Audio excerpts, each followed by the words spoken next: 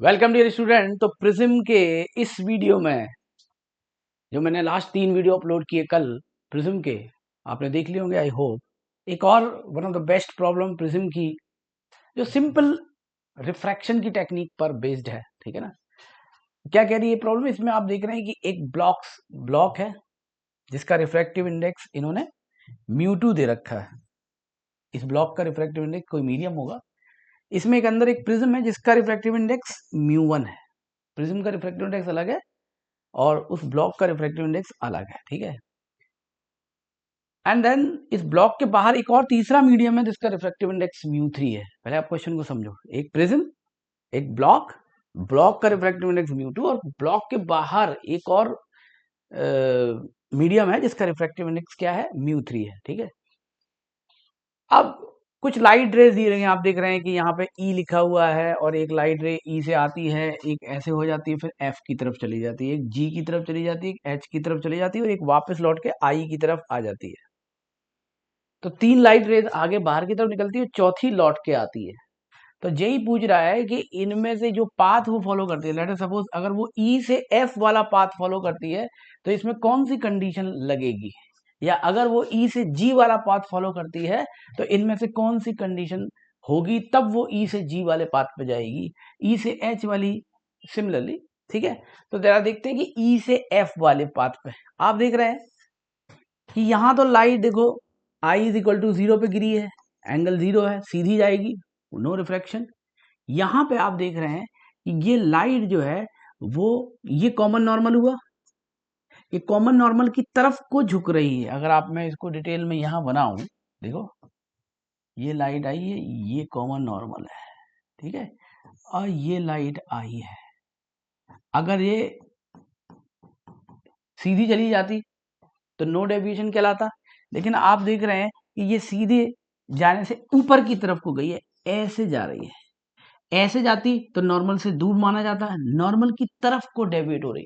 तो ये तो बिल्कुल सिंपल 9th-10th क्लास में भी बच्चे पढ़ते हैं कि अगर नॉर्मल की तरफ जाती है तो इस तरफ डेंस मीडियम होता है। तो मैं यहाँ से कंडीशन लिख सकता हूँ कि मुझे लग रहा है कि mu 2 is greater then mu 1 होगा, तभी ऐसा होगा, ठीक है। So mu 2 is greater then mu 1 कब कंडीशन कहीं दिख रही है? आई थिंक 2 में दिख रही है, ठीक है। Mu 2 is greater then mu 1। आगे देखते हैं। इसके बाद ये लाइट एफ में और डेविएट हो जाती है, जरा देखें।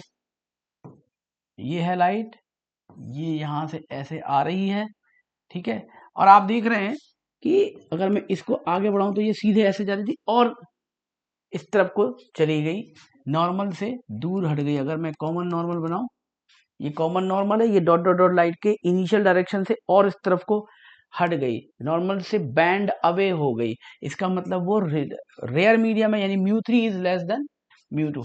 ये म्यू 3 इज लेस देन, तो आई थिंक जो पी का एक आंसर है दैट इज 2। तो पहले डेंस में गई नॉर्मल की तरफ झुकी, अब नॉर्मल से दूर हट रही है। तो ये वाला रिलेशन पी वाला रिलेशन है, ठीक है। अब नेक्स्ट चेक करते हैं। ई से जी अगर जा रही है, ओह ये तो बहुत ही सिंपल है भाई। अगर वो ई से जी जा रही है, ध्यान से देखिए, ई से जी जा रही है तो यहाँ पे देखिए ये सीधे ही चली जा रही है, कोई डेविएशन नहीं हो रहा है। जब कोई डेविएशन नहीं हो रहा है तो आई थिंक म्यू 2 और म्यू 1 बराबर है। आई थिंक ये वाला ऑप्शन मुझे ठीक लग रहा है, ठीक है। और उसके बाद तो वो आई इज इक्वल टू 0 पे गिरी तो वो तो सीधे जानी ही थी, उसमें मीडियम के रिफ्रैक्टिव इंडेक्स से कोई लेना देना नहीं। रिफ्रैक्टिव इंडेक्स अलग अलग भी हो, अगर आई इज इक्वल टू 0 है तो आर स्नेल लॉ से 0 होगा ही होगा। तो यहाँ पे हम कोई रिलेशन स्टैब्लिश नहीं कर सकते, बट हम ये जरूर कह सकते हैं कि mu 1 is equal to mu 3। So यहाँ से क्यू को अगर हम 3 से मैच कर दें, ठीक है, वन बार एक एक ऑप्शन उठाते जा रहे हैं और सबको मैच करते जा रहे हैं। ई से एच का देखते हैं दोस्त। ई से एच में आप देख रहे हैं, अब ये देखिए ये नीचे की तरफ जा रही है, यानी इस तरफ को जा रही है, नॉर्मल से दूर हट रही है। नॉर्मल से दूर हट रही है, इसका मतलब कि ये रेयर मीडियम है। Mu 1 is greater then mu 2, यानी डेंस से रेयर में आ रही है। Mu 1 is greater then mu 2, dense से रेयर में आ रही है। और टीआईआर नहीं हुआ है, टीआईआर नहीं हुआ तभी तो वो बाहर आई है। टीआईआर इस वाली रे में हुआ जो आगे हम देखेंगे। Mu 1 is greater then mu 2, ठीक है। और ई से आई है, आगे हम देखते हैं कि इसमें mu 1 is greater then mu 2 कहीं आपको दिख रहा है? μ1 इज ग्रेटर देन μ2। और आप इसमें भी देखेंगे कि अगर आप इसको नॉर्मल बना दें तो ये भी नॉर्मल से दूर की तरफ हट रही है। अगर हम ये देखें तो ये सीधे जा रही थी, थोड़ा नॉर्मल दूर, यानी μ3 is less than μ2, μ3 is less than μ2 यहाँ पे दिख रहा है, μ1 इज ग्रेटर देन μ2 यहाँ पे दिख रहा है। यहाँ पे एक कंडीशन और मुझे दिख रही है जो मुझे चेक कर लेनी चाहिए। जरा चेक कर लेते हैं कि ये वाली कंडीशन क्या है। तो क्यों? क्योंकि यहाँ पर डेंस मीडियम है, ये अभी डेंस मीडियम है, ये रेयर मीडियम है। तो डेंस से रेयर मीडियम में हो सकता है कि चूंकि ये रिफ्रैक्शन हो रही है तो ये क्रिटिकल एंगल से छोटा हो, क्रिटिकल एंगल से बड़ा होता तो TIR होता। तो जरा क्रिटिकल एंगल चेक कर लेते हैं इसका। इसका क्रिटिकल एंगल है साइन थीटा सी μ2 अपॉन μ1। ये होता है ना फॉर्मूला क्रिटिकल एंगल का, जाने वाली जिस मीडियम में जा रही है, जिस मीडियम से आ रही है, उसका रिफ्रैक्टिव इंडेक्स का ratio, this is critical angle होता है। और आप यहाँ देखेंगे कि यहाँ पर ये लाइट 45 के एंगल पर गिर रही है दोस्त। यहाँ पर ये लाइट का एंगल कितना है? 45। और चूंकि ये बाहर निकली है तो ऑब्वियसली ये 45 जो है, ये जो 45 है ये क्रिटिकल एंगल से ऑब्वियसली छोटा होगा, तभी तो बाहर निकल रही है। क्रिटिकल एंगल से बड़ा होता तो अंदर ही आ जाती। सो 40 पे दोनों तरफ साइन ले लेंगे तो ये हो जाएगा 1/√2 और साइन थीटा सी μ2/μ1 हो जाएगा। सो यहाँ से कंडीशन निकल के आ जाएगी μ1 इज लेस देन √2 μ2। सो ये वाली कंडीशन बिल्कुल सही है। कैसे पता लगाया? पहले मुझे शक कैसे किया? ये तो आपने देख लिया डेंस रेयर वाला, तो समझ में आ गया होगा। ये कैसे मैंने चेक किया, मुझे कैसे डाउट गया कि ये कंडीशन हो सकती है? क्योंकि यहाँ पे रिफ्रैक्शन हो रहा है और डेंस से रेयर में जा रहा है, और डेंस से रेयर में जा रहा हो और रिफ्रैक्शन हो रहा हो, इसका मतलब कि एंगल जो है वो क्रिटिकल एंगल से छोटा होगा। I hope you are getting my point. ठीक है, तो चलो आगे बढ़ के देखते हैं। बहुत अच्छा क्वेश्चन है ये। ठीक है, सो मेरे ख्याल से हम क्या लिख सकते हैं कि Q का R का क्या हो गया 4। क्या लिख सकते हैं बेटे? R का 4 लिख सकते हैं। ठीक है, जेई साकार होगा, जेई निकल जाएगा, बहुत आसान है। बट आप मेरी टेक्निक्स को समझते जाइए जो मैं आपको समझाने की कोशिश कर रहा हूं।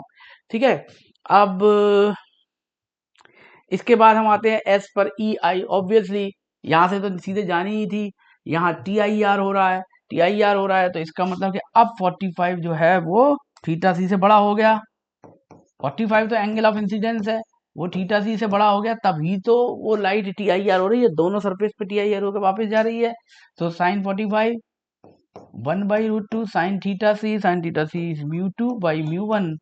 सो μ1 is greater than √2 μ2, μ1 is greater than √2 μ2, वो 1 पे दिख रहा है। So R is equal to 4 और S इज इक्वल टू 1। तो ये इससे मैच कर गया। तो कैसे बेसिकली इस प्रिज्म के कॉन्सेप्ट में ज्यादातर देखा जाए तो प्रिज्म का कॉन्सेप्ट कम दिख रहा है, प्रिज्म की बस एक शेप यूज की गई है। इसमें जेई ने बेसिकली प्रिज्म के बिहाइंड पर क्वेश्चन बेसिक स्नेल्स लॉ का है, जिसमें आप रिफ्रैक्शन देख रहे हैं कि कब नॉर्मल से पास जा रही है, कब नॉर्मल से दूर जा रही है, उससे आप μ1 μ2 greater than less than decide कर रहे थे, μ2 μ3 less than greater than decide कर रहे थे। और एक TIR बेसिकली इसमें इन्वॉल्व है कि जहां पर ये लाइट बाहर, जब भी डेंस से रेयर में लाइट जाती है तो पहले एक बार चेक कर लिया करो कि TIR की कंडीशन सेटिस्फाई है कि नहीं। आप देख रहे हैं कि बार बार मैं 45 ही क्यों ले रहा हूं, क्योंकि 45 पे ही लाइट गिर रही है। तो ये क्रिटिकल एंगल से छोटा होगा तो ये बाहर निकल जाएगी, क्रिटिकल एंगल से बड़ा होगा तो अंदर आ जाएगी। ठीक है, तो आई होप कि आपको ये प्रॉब्लम समझ में आ गई होगी। तो इस तरह से ये चौथी प्रॉब्लम है प्रिज्म के, जो मैं बेस्ट क्वेश्चन जेई एडवांस के कलेक्ट कर रहा हूँ, उसकी चौथी प्रॉब्लम है। अब मैं TIR के और भी प्रॉब्लम या रिफ्रैक्शन के और भी अच्छे TIR से रिलेटेड प्रॉब्लम जो प्रिज्म से रिलेटेड ना हो लेके आ रहा हूँ। ठीक है, तो आई होप कि आपको ये वीडियो अच्छा लगा होगा और समझ में भी आ गया होगा। तो नेक्स्ट वीडियो में मिलते हैं, तब तक के लिए धन्यवाद।